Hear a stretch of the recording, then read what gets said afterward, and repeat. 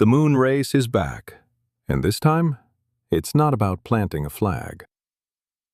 More than 50 years after Apollo 11 made history, the world is watching a new space race unfold. But this isn't the Cold War, and it's not versus anymore. It's United States versus China. 1969, the first moon race.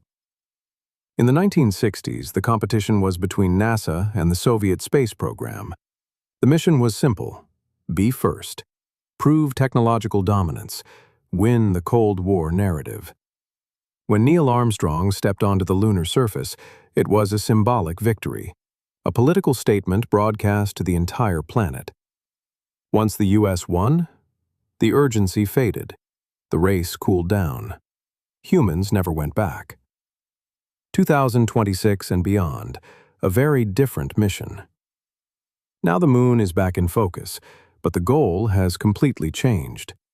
The United States is preparing under the Artemis program, aiming not just to land astronauts again, but to build a long-term, sustainable lunar presence. At the same time, the China National Space Administration is accelerating its lunar ambitions, including robotic missions, sample returns, and plans for a joint lunar research base. This time, it's not about who touches the moon first, it's about who stays. The big differences. From 50 years ago. 1. From symbolism to strategy.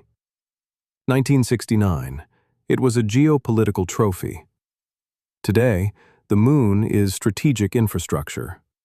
The lunar South Pole is believed to contain water ice, which can be turned into drinking water, oxygen, and even rocket fuel. Whoever controls access could control future deep space logistics. 2. From short visits to permanent bases. Apollo missions lasted days. Now, plans include habitats, power systems, and long-term stations. This isn't a sprint. It's colonization groundwork. 3. Private companies changed the game. In the 1960s, it was purely government-led.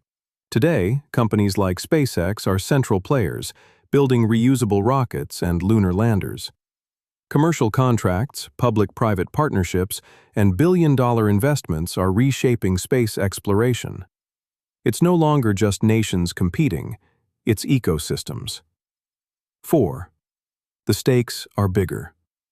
The moon is now seen as a resource hub, a military and strategic vantage point, a launch pad for Mars, a possible source of rare materials like helium-3, a test bed for deep space survival technologies. This isn't just prestige, it's about economic power, technological leadership, and influence over the next era of space governance. The geopolitical tension. The U.S. is building alliances through the Artemis Accords. China is forming its own partnerships for lunar research stations. Instead of one Cold War rivalry, we may see two competing lunar blocs.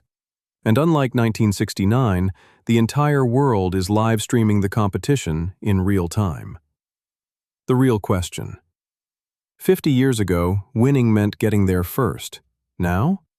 Winning may mean building the first permanent foothold beyond Earth. The first moon race was about pride. This one could define the balance of power in space for the next century.